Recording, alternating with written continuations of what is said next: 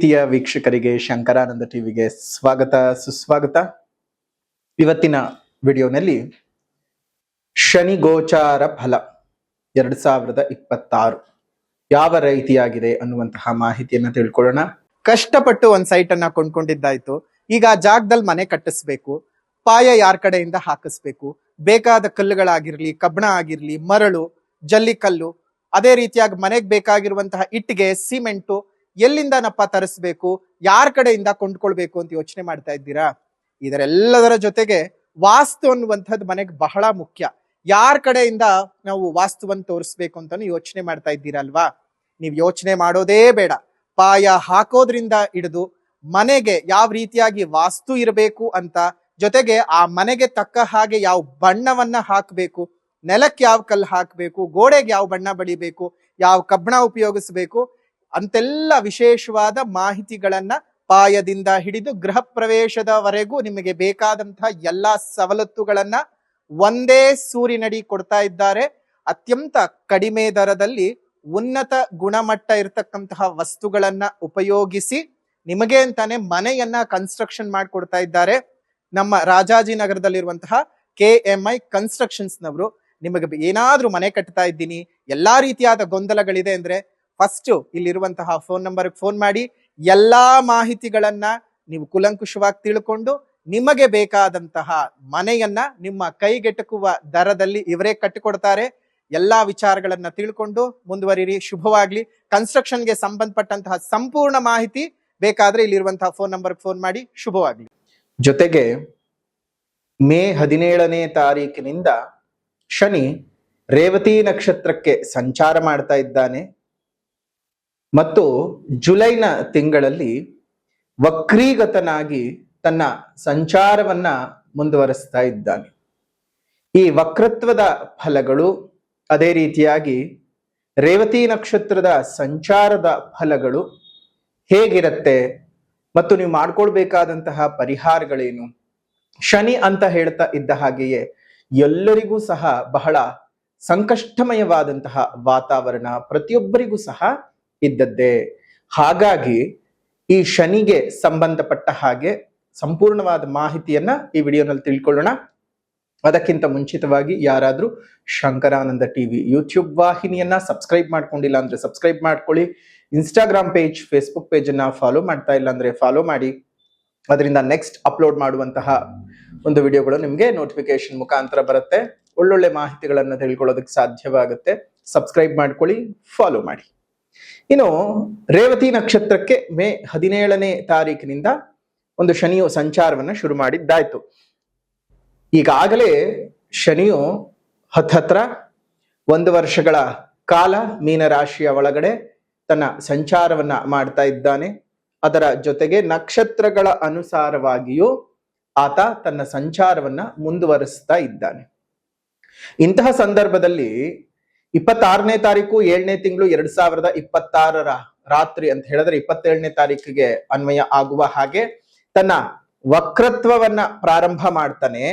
ಅದೇ ರೀತಿಯಾಗಿ 9ನೇ ತಾರೀಕು 12ನೇ ತಿಂಗಳು 2026ಕ್ಕೆ ತನ್ನ ವಕ್ರವನ್ನ ತ್ಯಾಗ ಮಾಡಿ ಪುನಃ ರುಜುಗತಿಗೆ ಬಂದು ಉತ್ತರಾಭಾದ್ರ ನಕ್ಷತ್ರದಿಂದ ಮತ್ತೆ ರೇವತಿ ನಕ್ಷತ್ರಕ್ಕೆ ಸಂಚಾರವನ್ನ ಮಾಡ್ತಾ ಇದ್ದಾನೆ.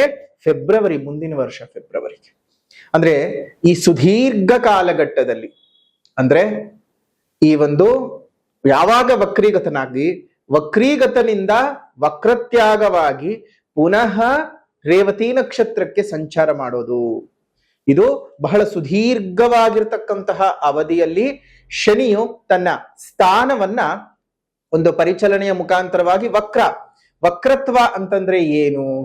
ಗ್ರಹಗಳ ಹಿಂಚಲನೆ ಅಂತ ಅರ್ಥ. ಗ್ರಹಗಳ ಹಿಂಚಲನೆ ಅಂತ ಹೇಳಿದ್ರೆ ಗ್ರಹಗಳು ಹಿಂದಕ್ಕೆ ಹೋಗತ್ವೆ ಅಂತ ಅರ್ಥ ಅಲ್ಲ. ಭೂಮಿಯ ಪರಿಚಲನೆಯ ಆಧಾರದಲ್ಲಿ ಭೂಮಿಯ ಅತ್ಯಂತ ಸಮೀಪಕ್ಕೆ ಆಯಾ ಗ್ರಹಗಳು ಬಂದಾಗ ಭೂಮಿಯ ತಿರುಗುವಿಕೆಯ ವೇಗ ಮತ್ತು ಆ ಗ್ರಹದ ತಿರುವಿಕೆಯ ವೇಗದ ಆಧಾರದಲ್ಲಿ ಗ್ರಹಗಳು ಹಿಂದಕ್ಕೆ ಹೋದಂತೆ ಭಾಸವಾಗುತ್ತೆ. ಅಂದ್ರೆ ನೀವೇನಾದ್ರೂ ಒಂದು ಹೈವೇನಲ್ಲಿ ಹೋಗಬೇಕಾದ ಸಂದರ್ಭದಲ್ಲಿ ನೀವೊಂದು 90-100 ಕಿಲೋಮೀಟರ್ ಸ್ಪೀಡ್ ನಲ್ಲಿದ್ದು ಪಕ್ಕದವ್ರು ಏನಾದ್ರು 60-70ರಲ್ಲಿದ್ರೆ ಅವ್ರು ಹಿಂದಕ್ಕೆ ಹೋದ ಹಾಗೆ ಭಾಸವಾಗತ್ತೆ. ಅವ್ರೇನ್ ಹಿಂದಕ್ಕೆ ಹೋಗ್ತಾ ಇರೋದಿಲ್ಲ, ಅವರು ಮುಂದಕ್ಕೆ ಹೋಗ್ತಾನೆ ಇರ್ತಾರೆ. ಆದರೆ ನಿಮ್ಮ ಕಣ್ಣಿಗೆ ಹಿಂದಕ್ಕೆ ಹೋಗುವ ಹಾಗೆ ಭಾಸವಾಗತ್ತೆ. ಅದನ್ನೇ ವಕ್ರೀಗತ ಅಂತಂದ್ರೆ ಹಿಂಚಲನೆ, ರೆಟ್ರೋಗ್ರೇಡ್ ಅಂತ ಕರೀತಾರೆ. ಸೊ ಈ ಒಂದು ಸಣ್ಣ ವಿಚಾರ. ಆದ್ರೆ ಇದು ಸಣ್ಣ ವಿಚಾರ ಕೇಳಿಸ್ಕೊಂಡಿದ ತಕ್ಷಣ, ಆದ್ರೆ ಗ್ರಹಗಳ ಫಲಾನುಫಲಗಳು ಇದರಿಂದ ವ್ಯತ್ಯಾಸಗಳನ್ನ ಅನುಭವಿಸಬೇಕಾಗುತ್ತೆ. ಈಗಾಗ್ಲೇ ಶನಿಯ ಶುಭ ಫಲಗಳಿರ್ತಕ್ಕಂತಹ ರಾಶಿಗಳನ್ನ ನೋಡೋದಾಯ್ತು ಅಂತ ಹೇಳಿದ್ರೆ, ಶನಿ ಯಾವಾಗ್ಲೂ 3, 6, 11ನೇ ಮನೆಯಲ್ಲಿ ಬಹಳ ಶುಭ ಫಲಗಳನ್ನ ಕೊಡ್ತಾನೆ ಅನ್ನೋದು ಗೊತ್ತಿರ್ತಕ್ಕಂಥ ವಿಚಾರ. 3ನೇ ರಾಶಿ, ನಿಮ್ಮ ಜನ್ಮ ರಾಶಿಯಿಂದ 3ನೇ ರಾಶಿ ಅಂತ ಹೇಳಿದ್ರೆ ಮಕರ ರಾಶಿಯವರಿಗೆ, 6ನೇ ರಾಶಿಯಲ್ಲಿ ಶನಿ ಸಂಚಾರ ಅಂತ ಹೇಳಿದ್ರೆ ತುಲಾ ರಾಶಿಯವರಿಗೆ, 11ನೇ ರಾಶಿನಲ್ಲಿ ಶನಿ ಸಂಚಾರ ಅಂತ ಹೇಳಿದ್ರೆ ವೃಷಭ ರಾಶಿಯವರಿಗೆ ಶುಭ ಫಲಗಳಿದ್ದಾವೆ. ಇನ್ನು ಪೀಡನ ರಾಶಿಗಳು ಯಾವ್ದ್ಯಾವ್ದಪ್ಪ? ಶನಿಯ ಪೀಡನ ರಾಶಿಗಳು ಅಂತ ಹೇಳಿ ಅರ್ಧಾಷ್ಟಮ ಶನಿಯ ರೂಪಕದಲ್ಲಿ ಧನಸ್ಸು ರಾಶಿಗೆ, ಅದೇ ರೀತಿಯಾಗಿ ಪಂಚಮ ಶನಿಯ ರೂಪಕದಲ್ಲಿ ವೃಶ್ಚಿಕ ರಾಶಿಯವರಿಗೆ, ಅಷ್ಟಮ ಶನಿಯ ರೂಪಕದಲ್ಲಿ ಸಿಂಹ ರಾಶಿಯವರಿಗೆ, ಇನ್ನು 7.5 ರಾಶಿಗಳು ನಿಮಗ್ ಗೊತ್ತಿದೆ, ಕುಂಭ, ಮೀನ, ಮೇಷ ರಾಶಿಯವರಿಗೆ 7.5 ನಡೀತಾ ಇದೆ ಅಂತ. ಇದಿಷ್ಟು ರಾಶಿಗಳು ಅಂತ ಹೇಳಿದ್ರೆ ಎಷ್ಟಾಯ್ತು? 6 ರಾಶಿಗಳಿಗೆ ಬಹಳ ಸಂಕಷ್ಟಮಯವಾಗಿರ್ತಕ್ಕಂತಹ ಸಮಯಗಳನ್ನ ನೋಡ್ತಾ ಇದ್ದೀರಿ. ಹಾಗಾಗಿ ಈ ರಾಶಿಗಳವರು ಖಂಡಿತವಾಗಿಯೂ ಶನಿ ಶಾಂತಿಯನ್ನ ಮಾಡಿಸ್ಕೊಳ್ಳೋದು ಮರಿಬೇಡಿ. ಇದೇ ಜುಲೈನಲ್ಲಿ ವಿಶೇಷವಾಗಿ 27 ಅಂದ್ರೆ 26ನೇ ತಾರೀಕಿನ ನಡುರಾತ್ರಿ 27ನೇ ತಾರೀಕಿನ ನಸುಕಿನ ಜಾವಕ್ಕೆ ಶನಿಯು ವಕ್ರೀಗತನಾಗ್ತಾ ಇದ್ದಾನೆ. ಅದಕ್ಕಿಂತ ಮುಂಚಿತವಾಗಿ ಜಾಗೃತರಾಗಿ ಶನಿ ಶಾಂತಿಯನ್ನು ಮಾಡಿಸ್ಕೊಳ್ಬೇಕಾಗತ್ತೆ. ಅದು ಹೇಗೆ ಅನ್ನೋದನ್ನ ಮುಂದೆ ನೋಡ್ತಾ ಹೋಗೋಣ. ಈಗ ಮೀನ ರಾಶಿನಲ್ಲಿ ಹುಟ್ಟಿರುವಂತಹವರಿಗೆ ಈ ಒಂದು ಸಂದರ್ಭದಲ್ಲಿ ಯಾವ ರೀತಿಯಾದಂತಹ ಯೋಗದ ಫಲಗಳು ನಡೀತಾ ಇದೆ ಅನ್ನೋದನ್ನ ಗಮನಿಸೋಣ. ಮೀನ್ ರಾಶಿಯವರಿಗೆ ಈಗಾಗಲೇ 7.5 ಗರ್ಭಭಾಗ ನಡೀತಾ ಇದೆ. ಅಂದ್ರೆ ನಿಮ್ಮ ಜನ್ಮ ರಾಶಿಯಲ್ಲೇ ಇರ್ತಕ್ಕಂಥದ್ದು, ಜೊತೆಗೆ ನಿಮ್ಮ ರಾಶಿಯಲ್ಲಿ ಶನಿಯ ಸಂಚಾರ ಶುರುವಾಗಿ ಈಗಾಗಲೇ ಬಹಳ ತಿಂಗಳುಗಳೇ ಆಗಿದೆ, ಹತ್ರ 1 ವರ್ಷ.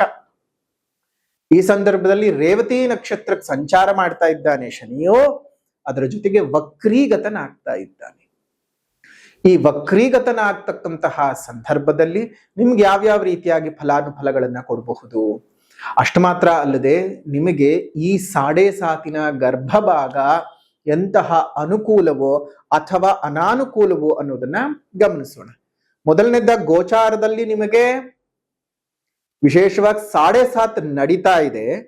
ಅದರ ಜೊತೆಗೆ ಉಚ್ಚ ಗುರುವಿನ ದೃಷ್ಟಿಯು ಶನಿಯ ಮೇಲೆ ಬರ್ತಾ ಇರುವಂತ, ಹಾಗಾಗಿ 7.5 ಪ್ರಭಾವ ಸ್ವಾಭಾವಿಕವಾಗಿ 50% ಕಡಿಮೆಯಾಗ್ತದೆ. ಇದು ಬಹಳ ಯೋಗ. ಕೇವಲ ಮೀನ್ ರಾಶಿ ಅಂತವರಿಗೆ ಮಾತ್ರ ಅಲ್ಲ, ಶನಿ ಪೀಡನೆಯನ್ನು ಅನುಭವಿಸ್ತಿರುವಂತಹ ಪ್ರತಿ ರಾಶಿಯವರೆಗೂ ಸ್ವಾಭಾವಿಕವಾಗಿ 50% ತಗ್ಗೋಯ್ತು ಅಂತಾನೆ ಅರ್ಥ. ಅಂಥದ್ರಲ್ಲಿ ನಿಮಗೆ ಈ ಗರ್ಭಶನಿ ಅಂದ್ರೆ ಜನ್ಮಶನಿಯ ಪ್ರಭಾವ ಉಂಟಾದಂತಹ ಸಂದರ್ಭದಲ್ಲಿ ಏನೇನಾಗಬಹುದು? ಸ್ವಾಭಾವಿಕವಾಗಿ ಆರೋಗ್ಯ ಕೈಕೊಡುತ್ತೆ, ಹೊಟ್ಟೆ ಬಾಧೆಗಳು ಜಾಸ್ತಿ ಆಗುತ್ತೆ, ಡೆಂಟಲ್ ಇಶ್ಯೂಸ್ಗಳು ಜಾಸ್ತಿ ಆಗುತ್ತೆ, ಹೇರ್ ಥಿನ್ನಿಂಗ್ ಪ್ರಾಬ್ಲಮ್ ಜಾಸ್ತಿ ಆಗ್ತಕ್ಕಂಥದ್ದು, ಮತ್ತು ಗುಪ್ತಾಂಗಗಳ ಕಾಯಿಲೆಗಳು ಬರ್ತಕ್ಕಂಥದ್ದು, ಚರ್ಮ ವ್ಯಾಧಿಗಳು ಅಧಿಕವಾಗ್ತಕ್ಕಂಥದ್ದು, ನರವ್ಯೂಹಗಳಿಗೆ ಸಂಬಂಧಪಟ್ಟಂತಹ ವ್ಯಾಧಿಗಳು ಜಾಸ್ತಿ ಆಗುವಂಥದ್ದು. ಇದ್ಯಾವುದು ದೊಡ್ಡ ದೊಡ್ಡ ಮಟ್ಟಕ್ಕಲ್ಲ, ಸಣ್ಣದೇ, ಬಟ್ ಆದ್ರೆ ವಿಪರೀತವಾಗಿ ಹಿಂಸೆ ಕೊಡ್ತಾ ಹೋಗುತ್ತೆ. ಉದಾಹರಣೆಗೆ ಒಂದು ಹಲ್ಲು ನೋವು ಶುರುವಾಯ್ತು ಅಂದ್ರೆ ನಮ್ಗೆ ಊಟನೇ ಮಾಡಕ್ಕಾಗಲ್ಲ. ಆ ರೀತಿಯಾಗಿ ಸಮಸ್ಯೆಗಳನ್ನ ಅನುಭವಿಸಬೇಕಾಗತ್ತೆ. ಅಷ್ಟು ಮಾತ್ರನೇ ಅಲ್ಲದೆ ಈ ಒಂದು ಜನ್ಮಶನಿಯ ಸಂದರ್ಭದ ಒಳಗಡೆ ಇದು ಬಹಳ ಅಶುಭ ಹೌದು. ಆದ್ರೆ ಪ್ರತಿ ಬಾರಿ ಹೇಳ್ತಾ ಇರ್ತೀವಿ, 7.5 ವಿಚಾರ ಬಂದಂತ ಸಂದರ್ಭದಲ್ಲಿ ಆ 7.5 ರಾಶಿಗಳ ವಿಚಾರ ಹೇಳ್ಬೇಕಾದಾಗ ಎಷ್ಟನೇ ಸಲ ಬಂದಿದೆ ನಿಮ್ಗೆ? ಮೊದಲನೇ ಬಾರಿ ಬಂದಿದ್ಯಾ, 2ನೇ ಬಾರಿ ಬಂದಿದ್ಯಾ, 3ನೇ ಬಾರಿ ಬಂದಿದ್ಯಾ ನೋಡ್ಕೊಳ್ಳಿ. ಮತ್ತು ಅಷ್ಟಕ ವರ್ಗದಲ್ಲಿ ಎಷ್ಟು ಬಿಂದುಗಳು ನಿಮಗೆ ಇದ್ದಾವೆ ಶನಿಯ ಸಂಚಾರದ ಸ್ಥಾನಗಳಲ್ಲಿ ಅನ್ನೋದನ್ನ ಗಮನಿಸಬೇಕು. ಮೊದಲನೇ ಬಾರಿ ಮತ್ತು 3ನೇ ಬಾರಿ ಬಂದಾಗ ಮಾತ್ರ ಬಹಳ ಅಶುಭದಾಯಕವಾಗಿರುತ್ತೆ. 2ನೇ ಬಾರಿ ಬಂದಂತಹ ಸಂದರ್ಭದಲ್ಲಿ ಯೋಗವನ್ನೇ ತಂದು ಕೊಡ್ತಾನೆ. ಹಲವು ಜನರು ಚೆನ್ನಾಗಿ ಯೋಗ ಫಲಗಳನ್ನು ಅನುಭವಿಸ್ತಾನೇ ಇದ್ದಾರೆ. ಆದ್ರೆ ಇನ್ನೆಷ್ಟೋ ಜನಕ್ಕೆ ತೊಂದರೆ ಆಗ್ತಿದೆ. ಯಾಕೆ ತೊಂದರೆ ಆಗ್ತಿದೆ 2ನೇ ಬಾರಿ ಬಂದಾಗ್ಲೂ ಅಂತಂದ್ರೆ, ನಿಮ್ಮ ಜನ್ಮ ಜಾತಕದಲ್ಲಿ ಆ ಒಂದು ಅಷ್ಟಕ ವರ್ಗದಲ್ಲಿ ಬಿಂದುಗಳು ಕಡಿಮೆಯಾಗಿದ್ರೆ ಅದಕ್ಕೆ ಶನಿ ಶಾಂತಿ ಮಾಡಿಸ್ಕೊಳ್ಳೇಬೇಕಾಗತ್ತೆ. ಜುಲೈ 12ನೇ ತಾರೀಕಿನಂದು ನಡೀತಕ್ಕಂತಹ ಶನಿ ಮಹಾಯಾಗದಲ್ಲಿ ಪಾಲ್ಗೊಂಡು ಆ ವಿಶೇಷವಾದಂತಹ ಶನಿಯ ಅನುಗ್ರಹವನ್ನ ಹನುಮದೇವರ ಮುಖಾಂತರವಾಗಿ ಪಡ್ಕೊಳ್ಳೋದ್ರ ಮುಖಾಂತರ ನಿಮ್ಮ ಈ ಶನಿ ದೋಷಗಳನ್ನ ನಿವಾರಣೆ ಮಾಡ್ಕೊಳ್ಳಿ. ದೇಹದಲ್ಲಿ ಆರೋಗ್ಯದಲ್ಲಿ ಬಹಳ ವ್ಯತ್ಯಾಸಗಳು ಉಂಟಾಗ್ತಕ್ಕಂತಹದ್ದು. ದುಷ್ಟ ಜನರಿಂದ ಉಪಟಳ. ನೀವ್ ಯಾರಿಗ್ ಸಹಾಯ ಮಾಡಿರ್ತೀರಲ್ಲ ಅವರಿಂದಾನೇ ನಿಮಗೂ ಮೋಸಗಳು, ಅವರಿಂದಾನೇ ಬೈಗುಳಗಳನ್ನ ತಿನ್ಕೋಬೇಕಾಗತ್ತೆ. ಅದಕ್ಕೆ ಹೇಳ್ತೀನಿ, ಯಾರಿಗೂ ಏನು ಸಹಾಯನೂ ಮಾಡಕ್ ಹೋಗ್ಬೇಡಿ. ನಿಮ್ಮ ಮನಸ್ಸು ಬಹಳ ನಿರ್ಮಲವಾದದ್ದು, ಪ್ರತಿಯೊಬ್ಬರಿಗೂ ಸುಖವನ್ನ ಬಯಸ್ತೀರಿ. ಆದ್ರೆ ನಿಮಗೆ ಸುಖ ಬಯಸೋದಕ್ಕೆ ಯಾವ ಜನಗಳು ಇಲ್ಲ ಪ್ರಪಂಚದೊಳಗಡೆ. ಅವ್ರಿಗೆ ಆ ಕಷ್ಟ, ಅವ್ರಿಗೆ ಈ ಕಷ್ಟ. ನಿಮ್ಮ ಕಷ್ಟ ನೋಡ್ದವ್ರು ಯಾರು ಅದನ್ನ ಯೋಚನೆ ಮಾಡಿ. ಮೀನ ರಾಶಿಯವ್ರು ಪ್ರತಿ ಬಾರಿ ಹೇಳ್ತಾನೆ ಇರ್ತೀವಿ, ಅದರಲ್ಲೂ ಅತ್ಯಂತ ಆತ್ಮೀಯರಿಂದ ಆಗತಕ್ಕಂತಹ ಮೋಸಗಳಿಗೆ ಬಹಳ ಪೀಡನೆಗಳು. ಹೆತ್ತ ತಂದೆ ತಾಯಿಗಳು ಮೋಸ ಮಾಡಬಹುದು, ಒಡ ಹುಟ್ಟಿದವರು ಮೋಸ ಮಾಡಬಹುದು, ಹೆತ್ತ ಮಕ್ಕಳೇ ಮೋಸ ಮಾಡಬಹುದು. ಜಾಗ್ರತೆ ಮೀನರಾಶಿಯವರು, ಇದು ಬಹಳ ಕ್ರೂರವಾಗಿರ್ತಕ್ಕಂತಹ ಸಮಯ ಸಂದರ್ಭಗಳು ಆಗಿದ್ದಾವೆ. ಭೂಮಿ ಸಾಗುವಳಿಯಿಂದ ನಷ್ಟಗಳನ್ನ ನೋಡ್ಬೇಕಾಗತ್ತೆ. ಏನೇ ಕ್ರಯ ವಿಕ್ರಯಗಳಿದ್ರೂ ತಾಳ್ಮೆಯಾಗಿದ್ದು ಯೋಚನೆಯನ್ನ ಮಾಡಿ ನೀವು ಜೀವನನ ಮುಂದುವರಿಸ್ಕೊತಾ ಹೋಗ್ಬೇಕಾಗತ್ತೆ. ಹಣದ ಅಡೆತಡೆಗಳು ಜಾಸ್ತಿ ಆಗತ್ತೆ. ಎಷ್ಟೋ ಜನರಿಗೆ ಸಾಲದ ಕಿರಿಕಿರಿಗಳು ಜಾಸ್ತಿ ಆಗ್ಬಿಟ್ಟಿದ್ದಾವೆ. ಅಷ್ಟು ಮಾತ್ರನೇ ಅಲ್ಲದೆ ಗುಪ್ತ ಜನರಿಂದ ಕಿರುಕುಳಗಳು. ಅವ್ರು ಯಾರು ಅನ್ನೋದೇ ನಿಮಗೆ ಗೊತ್ತಿಲ್ಲ, ಆದ್ರೆ ಅವ್ರಿಗೆ ನಿಮ್ಮ ಮೇಲೆ ದ್ವೇಷ. ಮೀನ್ ರಾಶಿಯವ್ರಿಗೆ ಪಾಪ ಪ್ರತಿ ಬಾರಿ ಹಾಗೆ ಆಗತ್ತೆ. ಅವ್ರ ವ್ಯಕ್ತಿಯನ್ನ ನೀವು ನೋಡೇ ಇರೋದಿಲ್ಲ, ಅಂಥವರೆಲ್ಲ ನಿಮ್ಗೆ ಶತ್ರುಗಳಾಗ್ಬಿಟ್ಟಿರ್ತಾರೆ. ಹಣಕಾಸಿನ ವಿಚಾರದಲ್ಲಿ ಬಹಳ ಪ್ರಾಬ್ಲಮ್ಗಳಿರ್ತಾವೆ. ಹುಷಾರು. ಜುಲೈ 12ನೇ ತಾರೀಕಿನಂದಿರ್ತಕ್ಕಂತಹ ಶನಿ ಮಹಾಯಾಗಕ್ಕೆ ಬಂದು ಹನುಮದೇವರ ಪ್ರತಿಷ್ಠಾಪನೆಯ ಮುಖಾಂತರವಾಗಿ ನಿಮ್ಮ ಶನಿಯ ದೋಷವನ್ನ ನಿವಾರಣೆ ಮಾಡ್ಕೊಳ್ಳಿ. ಅವತ್ತಿನ ವಿಶೇಷವಾದಂತಹ ಅದ್ಭುತವಾದಂತಹ ದಿನದಂದು ನಿಮ್ಗೆ ವಿಶೇಷವಾದ ಫಲಗಳು ಸಿಗತ್ತೆ. ಹೇಗಪ್ಪ ಸಿಗತ್ತೆ? ಶನಿ ಯಾರಿಗೆ ಬಗ್ತಾನೋ ಇಲ್ವೋ ಗೊತ್ತಿಲ್ಲ, ಆದ್ರೆ ಹನುಮದೇವರು ಅಂತ ಹೇಳ್ತಾ ಇದ್ರೆ ಅವನಿಗೆ ಚಳಿ ಜ್ವರ ಬರೋದಂತೂ ಗ್ಯಾರಂಟಿ. ಯಾಕೆ ಅಂದ್ರೆ ಶನಿ ಹೆಸರು ಹೇಳ್ತಾ ಇದ್ದ ಹಾಗೆ ನೀವೆಲ್ಲರೂ ಚಳಿ ಜ್ವರ ಬಂದು ಮಲ್ಕೊಳ್ತೀರಾ. ಆದ್ರೆ ಶನಿಗೆ ಯಾರಾದ್ರೂ ಚಳಿ ಜ್ವರ ಹಿಡಿಸ್ತಾರೆ ಅಂತ ಹೇಳಿದ್ರೆ ಅದು ಹನುಮಂತನ ಉಪಾಸನೆಯಿಂದ ಮಾತ್ರ ಸಾಧ್ಯ. ಹಾಗಾಗಿಯೇ ತುಂಬಾ ಜನ ನನ್ನ ಹತ್ರ ಕೇಳ್ತಾ ಇದ್ರು, ಗುರುಗಳೇ ಏನಾದ್ರೂ ಒಂದು ದಾರಿ ಹೇಳಿ.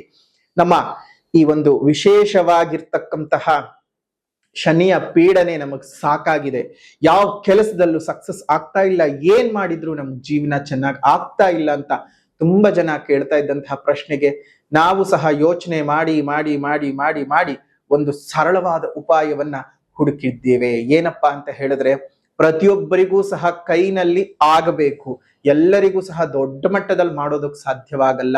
ಆದ್ರೆ ಅಂತಹದ್ದೇ ವಿಶೇಷವಾಗಿ ಎಲ್ಲರೂ ಮಾಡಬಹುದಾಗಿರ್ತಕ್ಕಂತಹ ಮತ್ತು ಮಾಡಲೇಬೇಕಾದಂತಹ ಒಂದು ವಿಚಾರ ಏನಪ್ಪಾ ಅಂತ ಹೇಳಿದ್ರೆ ಹನುಮನ ಉಪಾಸನೆ. ಹೇಗ್ ಮಾಡೋದು ಅಂತ ಹೇಳಿದ್ರೆ ನೋಡಿ, ಪ್ರಪಂಚದಲ್ಲೇ ಎಲ್ಲೂ ಇಲ್ಲದಂತಹ ಏಕಶಿಲೆಯಲ್ಲೇ ಹನುಮ ಮತ್ತು ಶನಿದೇವರನ್ನ ಸಮೀಕರಿಸಿ ಒಂದೇ ಕಲ್ಲಲ್ಲಿ ಕೆತ್ತಿರುವಂತಹದ್ದು. ಮುಂದೆ ಹನುಮ, ಹಿಂದೆ ಶನಿ. ಯಾಕಂದ್ರೆ ಶನಿಯನ್ನ ನೀವು ನೇರ ದೃಷ್ಟಿನಲ್ಲಿ ನೋಡೋ ಹಾಗಿಲ್ಲ. ಶನಿಯ ನೇರ ದೃಷ್ಟಿ ನಮ್ಮ ಮೇಲೆ ಬಿತ್ತು ಅಂತ ಹೇಳಿದ್ರೆ ನಮಗ್ ಬಹಳ ತೊಂದರೆಗಳಾಗ್ತವೆ. ಹಾಗಾಗಿಯೇ ಶನಿಯನ್ನ ನೀವು ನೇರವಾಗಿ ಎಲ್ಲೂ ನೋಡಬೇಡಿ. ಶನಿ ದೃಷ್ಟಿ ತುಂಬಾ ಕೆಟ್ಟದ್ದು, ಗುರು ದೃಷ್ಟಿ ಬಹಳ ಒಳ್ಳೇದು. ಆದ್ರೆ ನೀವೆಲ್ಲರೂ ಏನ್ ಮಾಡ್ತೀರಾ, ಶನಿಗೆ ನೇರವಾಗಿ ಹೋಗಿ ಪೂಜೆ ಮಾಡಿ ಇನ್ನಷ್ಟು ಹೆಚ್ಚಿಗೆ ಮಾಡ್ಕೊಳ್ತೀರಿ. ಆ ರೀತಿ ಮಾಡಕ್ ಹೋಗ್ಬಾರ್ದು. ಒಂದೇ ಕಲ್ಲಿನಲ್ಲಿ ಜಗತ್ತಿನಲ್ಲೇ ಪ್ರಪ್ರಥಮವಾಗಿ ಮಾಡಿರುವಂತಹ ಹನುಮ ಸಮೇತ ಶನಿದೇವರನ್ನ ದಕ್ಷಿಣಾಮುಖವಾಗಿ ಪ್ರತಿಷ್ಠಾಪನೆಯನ್ನ ಮಾಡ್ತಾ ಇದ್ದೇವೆ. ಜುಲೈ 12ನೇ ತಾರೀಕು ಶನಿ ಮಹಾಯಾಗದಿಂದ, ಶನಿ ಮಹಾಯಾಗ ಮತ್ತು ಪವಮಾನ ಹೋಮವನ್ನ ಮಾಡಿ ಆ ವಿಶೇಷವಾಗಿರ್ತಕ್ಕಂತಹ ಪ್ರಪಂಚದ ಮೊಟ್ಟ ಮೊದಲ ಹನುಮ ಸಮೇತ ಶನಿದೇವರು ಇರ್ತಕ್ಕಂತಹ ಏಕಶಿಲಾ ವಿಗ್ರಹದ ಪ್ರತಿಷ್ಠಾಪನೆಯನ್ನ ಮಾಡ್ತಾ ಇದ್ದೇವೆ. ನೀವು ನಿಮ್ಮ ಹೆಸರಿನಲ್ಲಿ ಯಾಗಕ್ಕೆ ಸಂಕಲ್ಪವನ್ನ ಮಾಡ್ಕೊಳ್ಳಿ. ಸ್ವತಃ ನಿಮ್ಮ ಕೈಯಾರೆ ಹನುಮ ಮತ್ತು ಶನಿದೇವರಿಗೆ ಎಳ್ಳೆಣ್ಣೆಯ ಅಭಿಷೇಕವನ್ನ ಮಾಡಿ 11 ಪ್ರದಕ್ಷಿಣೆಯನ್ನ ಬಂದು ಪ್ರಾರ್ಥನೆಯನ್ನ ಮಾಡಿಕೊಂಡು ಬನ್ನಿ. ಖಂಡಿತ ಹನುಮದೇವರ ಸೂಚನೆಯಂತೆ ಪ್ರಾತಃ ಕಾಲದ ಜಪದಲ್ಲಿ ಬಂದಂತಹ ಆ ವಿಶೇಷವಾದಂತಹ ಒಂದು ಸೂಚನೆಯು ಹನುಮದೇವರಿಂದಲೇ ಬಂದಿರತಕ್ಕಂಥದ್ದು. ಹಾಗಾಗಿ ಅಂತಹ ಹನುಮದೇವರೇ ಈ ರೀತಿಯಾಗಿ ಮಾಡಿದ್ರೆ ಅನುಕೂಲ ಅಂತ ನಮ್ಮ ಮನಸ್ಸಿಗೆ ತೋಚಿಸಿದ್ದಾರೆ. ಅದನ್ನ ಮಾಡ್ತಾ ಇದ್ದೇವೆ. ತಾವೆಲ್ಲರೂ ಸಹ ಬಂದು ಪ್ರಪಂಚದ ಮೊಟ್ಟ ಮೊದಲ ಸಮೀಕರವಾಗಿರ್ತಕ್ಕಂತಹ ಹನುಮ ಮತ್ತು ಶನಿ ಇರ್ತಕ್ಕಂತಹ ಏಕಶಿಲಾ ಮೂರ್ತಿಗೆ ಎಳ್ಳೆಣ್ಣೆಯ ಅಭಿಷೇಕವನ್ನ ಮಾಡಿ, ಮತ್ತು ಮೇಷರಾಶಿಯವರಿಗೆ 7:30 ನಡೀತಾ ಇರೋದ್ರಿಂದ ನೀವೇನ್ ಮಾಡ್ಬೇಕು ಅಂತ ಹೇಳಿದ್ರೆ, ನೀವು ಶನಿ ಯಾಗದಲ್ಲಿ ಪಾಲ್ಗೊಂಡು, ಶನಿ ಮಹಾಯಾಗವನ್ನದಲ್ಲಿ ಪಾಲ್ಗೊಂಡು ಶನಿ ಪೂಜೆಯನ್ನು ಮಾಡಿಸಿ, ಶುಭವಾಗ್ಲಿ, ತಮ್ಮೆಲ್ಲರಿಗೂ ಸಹ ಮಂಗಳವಾಗ್ಲಿ ಅಂತ ಹೇಳ್ತಾ, ಈ ಒಂದು ವಿಶೇಷವಾದಂತಹ ಶನಿ ಮಹಾಯಾಗ ನಿಮ್ಮೆಲ್ಲರಿಗೂ ಒಳ್ಳೆಯದನ್ನ ಮಾಡಿಕೊಡ್ಲಿ. ಇನ್ನು ಉದ್ಯೋಗಿಗಳಿಗೆ ಕೆಲಸದಲ್ಲಿ ಅಭಿವೃದ್ಧಿಗಳು ಸಿಗತ್ತೆ. ಮೇಲಧಿಕಾರಿಗಳು ಒಂದ್ ಸ್ವಲ್ಪ ಮಟ್ಟಕ್ಕೆ ನಿಮ್ಮ ಮೇಲಿಟ್ಟಂತಹ ಕ್ರೂರ ದೃಷ್ಟಿಯನ್ನ ಕಡಿಮೆ ಮಾಡ್ಕೊಳ್ತಾರೆ. ಯಾಕಂದ್ರೆ ಗುರುವಿನ ಆಶೀರ್ವಾದ ಬೇರೆ ನಿಮ್ ರಾಶಿ ಮೇಲೆ ಬರ್ತಾ ಇದೆ, ಉಚ್ಚ ಗುರುವಿನ ಆಶೀರ್ವಾದ. ಹಾಗಾಗಿ ಎಲ್ಲೋ ಕಡೆ ತುಂಬಾ ನಿಮ್ಮ ಕೈ ಮೀರಿ ಹೋದಂತಹದ್ದು, ಎಲ್ಲಾ ಅದೇನೋ ಸಮಸ್ಯೆಗಳು ಕೈ ಮೀರಿ ಹೋಗ್ಬಿಟ್ಟಿರುತ್ತವೆ, ಅಂತಹದ್ದು ಸಹ ಸ್ವಲ್ಪ ಮಟ್ಟಕ್ಕೆ ಸರಿ ಆಗ್ತಾ ಬರುವಂತಹದ್ದೆಲ್ಲ ನಡೆಯುತ್ತೆ. ಹಿಂದೆ ತಟಸ್ಥವಾಗಿ ಉಳಿದಂತಹ ಅನೇಕ ಕೆಲಸ ಕಾರ್ಯಗಳು ಈಗ ಸಾಫಲ್ಯದ ಕಡೆಗೆ ಹೋಗ್ತಕ್ಕಂತಹದ್ದು, ಬಡ್ತಿಗಳು ಸಿಗುತ್ತೆ, ಪ್ರಮೋಷನ್ ಸಿಗುವಂಥದ್ದು, ಇನ್ಕ್ರಿಮೆಂಟ್ಗಳು ಬರುವಂತಹದ್ದು, ಹಣಕಾಸಿನ ಮೂಲಗಳು ಜಾಸ್ತಿ ಆಗ್ತಕ್ಕಂಥದ್ದು. ಉಳಿಸ್ಕೊಳ್ಳೋದು ಬಿಡೋದು ನಿಮ್ ಕೈ ಇರುತ್ತೆ. ಮೊದಲೇ ನೀವು ದಡ್ರು, ಜಾಗ್ರತೆ, ಪ್ರತಿ ಬಾರಿ ಎಚ್ಚರಿಕೆ. ಅದರಲ್ಲೂ ಮೀನ ರಾಶಿಯವರಾಗಿರ್ಬಹುದು, ವೃಶ್ಚಿಕ ರಾಶಿಯವರಾಗಿರ್ಬಹುದು, ಕನ್ಯಾ ರಾಶಿಯವರಾಗಿರಬಹುದು, ಕರ್ಕಾಟಕ ರಾಶಿಯವರಾಗಿರಬಹುದು, ಮಿಥುನ ರಾಶಿಯವರಾಗಿರಬಹುದು, ಸಿಂಹ ರಾಶಿಯವರು ಬಾಯಷ್ಟೇ ಜೋರು, ನಿಮಗೆ ಮನಸ್ಸು ಜೋರಿಲ್ಲ. ಹುಷಾರು ಹುಷಾರು ಹುಷಾರು. ಇನ್ನು ವ್ಯಾಪಾರ ವ್ಯವಹಾರಗಳಲ್ಲಿ ಹೆಚ್ಚಿನದಾಗಿರ್ತಕ್ಕಂತಹ ಧನಲಾಭದ ಯೋಗಗಳು ನಿಮಗೆ ಸಿಗ್ತಕ್ಕಂಥದ್ದು. ಹಣಕಾಸಿನ ವಿಚಾರ ಬಹಳ ಜಾಗೃತೆಯಾಗಿರಿ, ತುಂಬಾ ದ್ರೋಹ ಮಾಡ್ತಕ್ಕಂತಹ ಸಾಧ್ಯತೆಗಳಿದ್ದಾವೆ. ಇನ್ನು ಅತ್ಯಧಿಕವಾಗಿ ನಿಮಗೆ ಧನ ಪ್ರಾಪ್ತಿಯ ಯೋಗ ಇದೆ. ಕಣ್ದೃಷ್ಟಿಗಳಾಗತ್ತೆ. ಹಾಗಾಗಿ ಆ ಒಂದು ಶನಿ ರಕ್ಷಾ ಕವಚವನ್ನ ಧರಿಸ್ಕೊಳ್ಳೋದು ತುಂಬಾನೇ ಒಳ್ಳೇದಾಗತ್ತೆ. ನಿಮ್ಗೆ ಎಲ್ಲಾ ರೀತಿಯಲ್ಲೂ ಕೆಲವೊಂದು ವಿಚಾರಗಳಲ್ಲಿ ಯೋಗದ ಫಲಗಳು ಅಧಿಕವಾಗಿದ್ದಾವೆ. ಜಾಗ್ರತೆ ಮಾಡಬೇಕಾದಂತಹ ಅಂಶಗಳನ್ನು ಹೇಳಿದ್ದೀವಿ, ಒಳ್ಳೆಯ ಅಂಶಗಳನ್ನು ಸಹ ಹೇಳಿದ್ದೀವಿ. ಎರಡನ್ನು ಸಮೀಕರಿಸಿಕೊಂಡು ಜೀವನನ ಮುಂದುವರಿಸ್ಕೊಳ್ತಾ ಹೋಗಿ. ಮೀನ ರಾಶಿನಲ್ಲಿ ಹುಟ್ಟಿರ್ತಕ್ಕಂಥವ್ರು ನಿಮ್ಮ ಬದುಕು ಬದಲಾವಣೆಯಾಗ್ಲಿ, ಒಂದಷ್ಟು ಒಳ್ಳೆಯ ಮಾರ್ಗದ ಕಡೆಗೆ ನಡೀತಾ ಹೋಗಿ ಅಂತ ಹೇಳ್ತಾ ಈ ವಿಶೇಷವಾದಂತಹ ವಿಡಿಯೋವನ್ನ ಇಲ್ಲಿಗೆ ಮುಕ್ತಾಯ ಮಾಡೋಣ. ವಿಡಿಯೋ ಇಷ್ಟ ಆಗಿದ್ರೆ ಲೈಕ್ ಮಾಡಿ, ಶೇರ್ ಮಾಡಿ, ಕಮೆಂಟ್ ಮಾಡಿ. ಮತ್ತೊಂದು ವಿಡಿಯೋನಲ್ಲಿ ಭೇಟಿ ಮಾಡೋಣ. ಅಲ್ಲಿವರೆಗೂ ನಮಸ್ಕಾರ. ಲೋಕಾ ಸಮಸ್ತ ಸುಖಿನೋ ಭವಂತು, ಸಕಲ ಸನ್ಮಂಗಳಾನಿ ಭವಂತು, ಸರ್ವೇ ಜನಾಃ ಸುಖಿನೋ ಭವಂತು, ಸಮಸ್ತ ಸನ್ಮಂಗಳಾನಿ ಭವಂತು.